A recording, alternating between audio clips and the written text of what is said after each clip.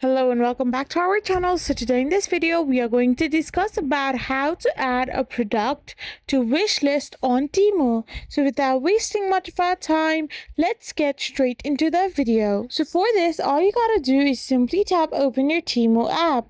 So once you open your Temu app, you can simply scroll down below, or you can simply type in the search bar the product you want to add in your wish list.